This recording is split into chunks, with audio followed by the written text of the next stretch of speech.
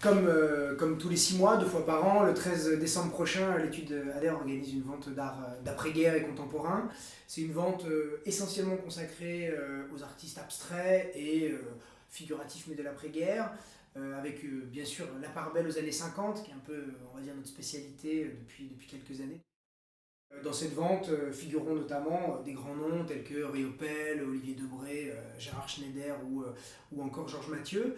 Depuis quelques années, l'étude fait un focus sur tous les peintres étrangers de la scène parisienne. Alors bien sûr, Riopelle ou Alechinsky sont des peintres étrangers qui sont venus travailler à Paris, mais il y a aussi énormément de peintres d'autres pays, des peintres asiatiques, des peintres du Moyen-Orient, des peintres sud-américains qui sont venus. Certains sont très connus, d'autres beaucoup moins, et depuis quelques années, nous avons toujours fait un focus sur ces artistes-là. Malheureusement, ce sont des artistes qui n'ont pas eu peut-être la destinée qu'ils auraient pu avoir, mais ce sont des artistes d'une grande qualité, et on pense notamment à un tableau assez important de Claire Falkenstein, qui est connue plutôt pour son œuvre sculptée, et là nous avons la chance de présenter une très rare toile, il n'y en a quasiment jamais eu sur le marché.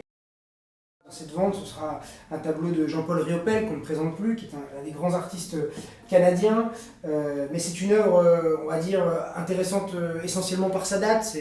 Certains grands marchands parisiens disent que l'histoire de l'art abstrait s'arrête en 1959, et là c'est un tableau de 54, donc vraiment un tableau des années 50. C'est vraiment la période où, on va dire, Riopelle vraiment approfondit son style et trouve sa marque, vraiment sa signature, son écriture plastique.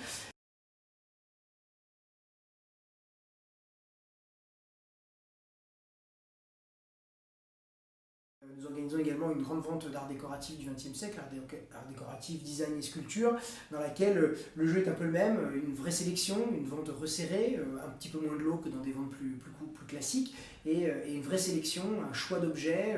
Dans les ventes d'art décoratif, on essaye aussi de présenter des objets qui ne sont pas forcément toujours les objets peut-être les plus prestigieux, mais qui ont une vraie importance dans l'histoire des arts décoratifs.